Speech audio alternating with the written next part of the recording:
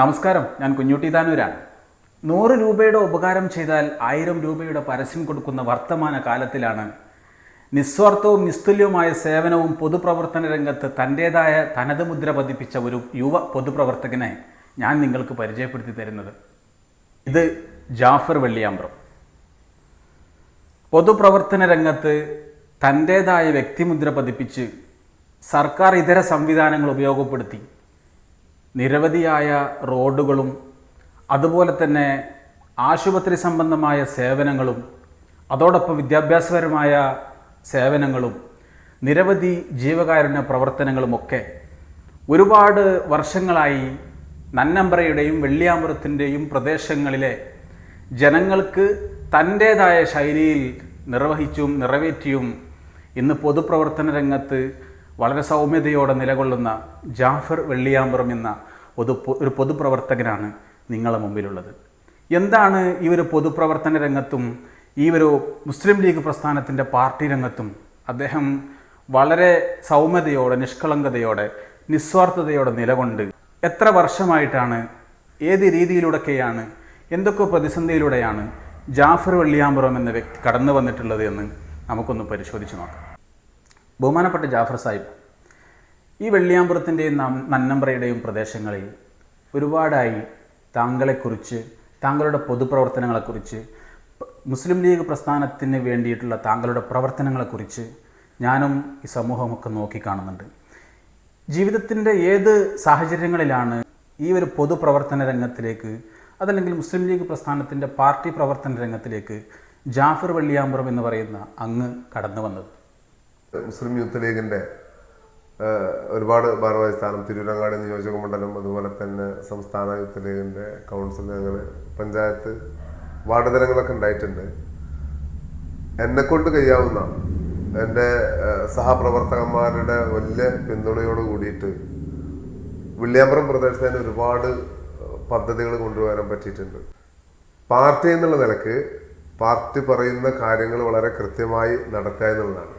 ഈ പ്രദേശത്തിൻ്റെ ഈട് വഴികളിലേക്ക്, ഒരിക്കലും എത്തിപ്പെടാൻ കഴിയാത്ത, റോഡുകൾ എത്താൻ സാധ്യതയില്ലാത്ത മേഖലകളിലേക്ക് പോലും അങ്ങയുടെ ശ്രമഫലമായിട്ട് സർക്കാരിൻ്റെ സംവിധാനം അല്ലാതെ തന്നെ അവിടങ്ങളിലേക്കൊക്കെ റോഡ് വെട്ടി നൽകി എന്ന അഭിമാനകരമായ ഒരു സന്തോഷത്തിൻ്റെ കാഴ്ചപ്പാട് കുറച്ച് ദിവസങ്ങളിലായി ഈ പ്രദേശത്തിൽ നിന്ന് ഞാൻ പലരിൽ നിന്നും നേരിട്ട് കണ്ടിട്ടുണ്ട്. അപ്പോൾ എന്താണ് അത്തരം റോഡുകൾ നിർമ്മിച്ച് നൽകാൻ അങ്ങക്കുണ്ടായ പ്രേരണ എന്നും അതിലേക്ക് ഏത് രീതിയിലാണ് അങ്ങ് ജനങ്ങളിൽ നിന്ന് സ്ഥലം വാങ്ങിയതും, അല്ലെങ്കിൽ അവരെ കൊണ്ട് സമ്മതിപ്പിച്ചതും, അല്ലെങ്കിൽ അവർക്ക് ഫണ്ട് കണ്ടെത്തിയതൊക്കെ ഏതൊക്കെ രീതിയിലായിരുന്നു അത്? അതൊരു പൊതുപ്രവർത്തകൻ എന്നുള്ള നിലക്ക് ആദ്യം നമ്മളെ വെള്ളിയാമ്പുറം കുന്നമ്പ്രം റോഡ് ചെറിയ വീതിയില്ലാത്ത റോഡാണ്. അപ്പോൾ വലിയ ബുദ്ധിമുട്ടുകൾ ഇങ്ങനെ ഉണ്ടായപ്പോൾ നമ്മളിങ്ങനെ പത്രത്തിലൊക്കെ കാണുമല്ല, വാഹനങ്ങളുടെ പെരുപ്പം കൂടുന്നു, റോഡ് വികസനം ഇല്ല എന്നുള്ള ഒരു തോത് വന്നപ്പോൾ ഇവിടെ നമ്മളതൊരു രാഷ്ട്രീയത്തിലുപരി, അത് രാഷ്ട്രീയമല്ല, ഇവിടെ എല്ലാ രാഷ്ട്രീയക്കാരും എല്ലാ സംഘടനക്കാരും നമുക്ക് വലിയൊരു പിന്തുണ തന്നു. ഇവിടുന്ന് ഏകദേശം കുന്നമ്പുറം വരെ എല്ലാ റോഡിൻ്റെ 2 ഭാഗത്തുള്ള ആളുകളും സഹകരിച്ച്, വിശാല മനസ്സോടുകൂടി സഹകരിച്ച് എന്ന് മാത്രമല്ല, കുറേ ആൾക്കാർ മരണപ്പെട്ടു പോയിട്ടുണ്ട്. കരാക്കുളങ്ങര സൈതാലുട്ടിയാക്ക, അതുപോലെ വയനാട്ടിൽ പ്രേംകുട്ടിയാക്ക, കാലിതാക്ക, മറ്റത്ത് കുഞ്ഞുകോയാക്ക, അതുപോലെ തന്നെ അംസകുട്ടിയാക്ക, ബഹുമാനപ്പെട്ട കാഞ്ഞിര ഹൽബേജൊക്കെ വളരെ വലിയ വിശാല മനസ്സോട് കൂടിയിട്ട് സ്ഥലം തന്നെന്ന് മാത്രമല്ല, അത് ഒരുപാട് എന്നെ കാണുമ്പോഴൊക്കെ നല്ല അഭിപ്രായം പറഞ്ഞ ആളുകളാണ്. ഏതായാലും ഇങ്ങനൊരു ഇടപെട്ടുകൊണ്ട് നല്ലൊരു സംവിധാനമായി. അതുപോലെ ഈ റോഡിൻ്റെ 2 ഭാഗത്തുള്ള ആളുകളും സ്ഥലം തന്നു എന്ന് മാത്രമല്ല, എനിക്ക് വലിയ അഭിമാനമാണ്. ബസ്സും കാര്യങ്ങളൊക്കെ പോണ് കാണുമ്പോൾ, അതായത് ഇരു സൈഡിലുമുള്ള ആളുകൾക്ക് അത് പിന്നെ പല പ്രശ്നങ്ങളും അത് കേട്ടിരുന്നു, മതിൽ കെട്ടിക്കൊടുക്കുക എന്നുള്ള ഇങ്ങനെയുള്ള കാര്യങ്ങളൊക്കെ ഏത് രീതിയിലാണ് അങ്ങ് തരണം ചെയ്തിരുന്നത്? അത് എല്ലാവർക്കും മതിൽ കെട്ടിക്കൊടുക്കുക എന്നുള്ളതല്ല, പരമാവധി ആളുകൾക്ക് കഴിയാവുന്ന രൂപത്തിൽ അത് ഫണ്ട്, നമ്മളെ നേതൃത്വം, നമ്മളിവിടുത്തുള്ള ആളുകൾ, അത് രാഷ്ട്രീയമൊന്നുമില്ല, നമ്മളെ ആളുകൾ എല്ലാവരും ഒറ്റക്കെട്ടായിട്ട് നമ്മളോട് കൂടെ നിന്ന്, അങ്ങനെ നമ്മൾ ഈ റോഡിന് സ്ഥലം പോവാത്ത ആളുകളുണ്ടാവും, ഇതിന് ഉപയോഗിക്കാൻ പറ്റിയ ആളുകൾ, അവരെല്ലാവരും പാടെ സഹകരിച്ച് പലതുള്ളി പെരുവെള്ളം പോലെ എല്ലാവരും ചെറിയ രൂപത്തിൽ തന്നപ്പോൾ അവർക്ക് കഴിയാവുന്ന രൂപത്തിലൊക്കെ അത് ചെയ്തു കൊടുക്കാൻ പറ്റി. അതിലുപരി എല്ലാവരും വലിയ മനസ്സോട് കൂടിയിട്ട് അത് സ്ഥലം തന്നു എന്നുള്ളതാണ്. നമ്മളിങ്ങനൊരു പദ്ധതിയുമായിട്ട് വന്നപ്പോൾ അത് നാടിന് ആവശ്യമായ എന്നുള്ളത്, അത് ഒരുപാട് കാലമായി, എന്നാലും അത് വലിയൊരു സന്തോഷമുണ്ട്. അതാണ് ഞാൻ ആദ്യമായിട്ട് റോഡിൻ്റെ വികസനത്തിന് വേണ്ടി ഇറങ്ങുന്നത്. ഈ റോഡിൻ്റെ വിഷയം പറയുമ്പോൾ തന്നെ ഈ പ്രദേശത്ത് ഒന്ന് രണ്ട് റോഡുകളിലൂടെ പോയതിൻ്റെ അനുഭവങ്ങളും അതുപോലെ തന്നെ പരലിൽ നിന്ന് കേട്ട അനുഭവം വെച്ച് ഞാൻ പറയുന്നത്, ഈ വെള്ളിയാമ്പുറം, നന്നമ്പ്ര, ചൂലംകുന്ന് ഈ പ്രദേശങ്ങളിൽ ചില ഇടങ്ങളിലേക്ക് റോഡ് എത്തിപ്പെടാനൊരു സാധ്യതയുമില്ലാത്ത ഇടങ്ങളിലേക്ക് അങ്ങയുടെ ശ്രമഫലമായിട്ട് റോഡ് എത്തിയിട്ടുണ്ട് എന്നുള്ള പലരിൽ നിന്നുള്ള അഭിപ്രായങ്ങൾ കൊണ്ടും ഒന്ന് രണ്ട് റോഡുകളിലൂടെ പോയി എന്നതിൻ്റെ കാരണത്താൽ എനിക്കും നേരിട്ട് ബോധ്യപ്പെട്ടൊരു കാര്യം, എങ്ങനെയാണ് ഇത്രയും റിസ്ക് എടുത്ത് ആ ഒരു പ്രദേശത്തേക്ക് മീറ്ററുകളോളം റോഡ് കൊണ്ടുപോകാൻ അങ്ങേക്ക് സാധിച്ചത്? അത് പറഞ്ഞാല് പിന്നെ ഇതിലൊന്നും രാഷ്ട്രീയങ്ങളില്ല. ചൂലംകുന്ന് റോഡ് പറയുമ്പോൾ അവിടെ ഒരു പിന്നെ 2 കാലിലും സ്വാധീനമില്ലാത്ത ഒരു കുട്ടിയുണ്ട് അവിടെ, അബ്ദുറഹ്മാൻ, നമ്മളെ സുഹൃത്താണ്. അതുപോലെ തന്നെ അവിടെ സക്കീർ ബാബു, അങ്ങനെ ഒരുപാട് ആൾക്കാർ. ഞാൻ അവിടെ പോയപ്പോൾ ചൂലംകുന്ന് ഭാഗം ഏകദേശം ഒരു 300 മീറ്റർ 400 മീറ്റർ ഉണ്ടാക്കി കൊടുത്തിട്ടുണ്ട്. ഏകദേശം 13.5 സെന്റ് സ്ഥലമാണ് അതിന് വാങ്ങിയത്. ഒരു കുട്ടിയുണ്ട് അവിടെ, അബ്ദുറഹ്മാൻ, ഏകദേശം 30 വയസ്സൊക്കെ ആയിട്ടുണ്ട്. ഇത് പത്രത്തിലൊക്കെ ഉണ്ടായിരുന്നു. അവനക്ക് റോഡാ വയ്യൊന്നുമില്ല. അതുപോലെ തന്നെ അവിടെ മറ്റു പല ഇൻസിഡൻറ്റും ഞാൻ കണ്ടു. ഒരു കുട്ടിക്ക് വയ്യാതായി, പിന്നെ ആ കുട്ടീനെ ഹോസ്പിറ്റലിലേക്ക് കൊണ്ടുവരാൻ ആ റോട്ടുമ്മിലേക്ക് ഓടുന്ന ഒരു രംഗമുണ്ട്, മജീദ്. ഞാനിങ്ങനെ കാണുകയാണ്. അപ്പോൾ ഏതായാലും തീരുമാനിച്ച് എന്തായാലും റോഡ് ഉണ്ടാക്കണം. അവിടെയുള്ള പരിസര പ്രദേശത്തെ ആളുകളെല്ലാവരും നിർബന്ധമായിട്ടും ജാഫർ ഭായി കുറേ കാലത്ത് ആഗ്രഹമാണ് ഇത് ഉണ്ടാക്കൽ അറിഞ്ഞത്. ഏതായാലും അങ്ങനെ സ്ഥലം വാങ്ങി അവിടെയുള്ള പരിസര പ്രദേശത്തെ ആൾക്കാർക്ക് അവരെ കൊണ്ട് കഴിയാവുന്ന രൂപത്തിലുള്ള സാമ്പത്തിക സഹായം തന്നിട്ടുണ്ട്. ഒരു ചെറിയ രൂപത്തിൽ അവർ തന്നു. സർക്കാരിൻ്റെ യാതൊരു സഹായം ഇല്ലാതെയാണ് റോഡുകൾ അതുണ്ടാക്കിയിട്ടുള്ളത്. അതുപോലെ തന്നെ വീടുകൾ കൂടുതലുള്ള ഭാഗത്തേക്ക് റോഡ് സൗകര്യങ്ങളില്ലെങ്കിൽ അതുണ്ടാക്കി കൊടുക്കുക. അപ്പം അത് റോഡ് സൗകര്യങ്ങൾ ഇല്ലാത്ത ആളുകൾ എല്ലാം 5 സെന്റ് വീട്ടുകാർക്ക് കൂട്ടാ, വലിയ പൈസക്കാർക്ക് അല്ലെങ്കിൽ അങ്ങനല്ല, 5 സെന്റുകാർക്ക് എന്നുള്ള നിലക്ക് എല്ലാ വീട്ടുകാർക്കും റോഡ് സൗകര്യം ഉണ്ടാക്കുക എന്നുള്ളത്. അങ്ങനെ ഏകദേശം ഒരു 6ഓളം റോഡ് ഞാൻ. അഭിമാനകരമായ ഒരു കാര്യം തന്നെയാണ് ഒരു പൊതുപ്രവർത്തകൻ സർക്കാർ ഇതര സംവിധാനം ഉപയോഗപ്പെടുത്തി 6ഓളം റോഡുകൾ നിർമ്മിച്ചു നൽകുക എന്ന് പറഞ്ഞാൽ. അതോടൊപ്പം തന്നെ അത് പഞ്ചായത്തിന് വിട്ടു നൽകുകയും ശേഷം കോൺക്രീറ്റ് ടാറിങ് പോലുള്ള അനുയോജ്യമായ കാര്യങ്ങൾ അത് കൂടുതൽ ഗതാഗത യോഗ്യമാക്കുന്ന രീതിയിലേക്ക് കാര്യങ്ങൾ എത്തിക്കുക എന്ന് പറയുന്നത് ഒരു പൊതുപ്രവർത്തകനെ സംബന്ധിച്ചിടത്തോളം അഭിമാനകരമായ ഒരു കാര്യം തന്നെയാണ്. അതോടൊപ്പം തന്നെ ജാഫർ സാഹിബ്, ഞാൻ ചോദിക്കുന്നത്, ആശുപത്രി സേവനങ്ങളുമായിട്ട് ഞാനടക്കമുള്ളവർ അങ്ങ് കോൺടാക്ട് ചെയ്തിട്ടുണ്ട് ചില വിഷയങ്ങളിൽ.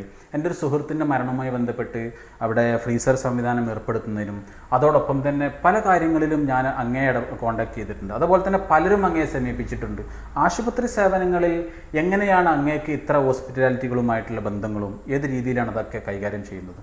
അത് നമ്മുടെ പഞ്ചായത്തിൽ വിവിധ ഭാഗത്ത്, ഇപ്പം നമ്മൾ പഞ്ചായത്തിന് പുറത്താണ് ശരി, വലിയൊരു ഇൻസിഡൻറ്റ്, ആക്സിഡൻറ്റ്, വലിയ എന്തെങ്കിലും ബുദ്ധിമുട്ടുണ്ടെങ്കിൽ ബന്ധപ്പെടാറുണ്ട്. അപ്പോൾ ഞാൻ അവിടെ പോകും. രാത്രി ഏത് സമയത്താണോ ഒരു പൊതുപ്രവർത്തകൻ എന്നുള്ള നിലക്ക് നമ്മളത് പോകും. വൈറ്റുകാടിൻ്റെ പ്രവർത്തകൻ എന്നുള്ള നിലക്കാണ് നമ്മൾ കൊറോണ സമയത്ത് പഞ്ചായത്തിലെ പരമാവധി ഏകദേശം ഒരു 22ൽ കൂടുതൽ മയ്യത്ത് മറ ചെയ്യാനും അതിൻ്റെ കാര്യങ്ങളൊക്കെ ചെയ്യാനും മെഡിക്കൽ കോളേജായാലും തിരൂരങ്ങാടി ഗവൺമെൻറ് ഹോസ്പിറ്റലായാലൊക്കെ നമ്മൾ വേണ്ടപ്പെട്ട ആൾക്കാർക്ക് വരെ ചെയ്തു കൊടുക്കാൻ നമുക്ക് സാധിച്ചു. അതിൽ സംതൃപ്തിയാണ്. കാരണം എന്ന് പറഞ്ഞാൽ പിന്നെ ഇത് വലിയൊരു കാര്യമാണല്ലോ.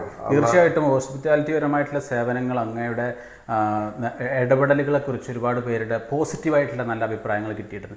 അതോടൊപ്പം തന്നെ മറ്റൊരു കാര്യം, 25ഓളം കുടുംബങ്ങൾക്ക് അങ്ങ് ത്രൂ മാസം നൽകുന്ന ചില സാമ്പത്തിക സഹായങ്ങളെ ഒരു രൂപം ചിലരിൽ നിന്നൊക്കെ എനിക്ക് കേട്ടറിവും അതുപോലെ തന്നെ ചിലതൊക്കെ ഞാൻ കണ്ടറിവുമുണ്ട്.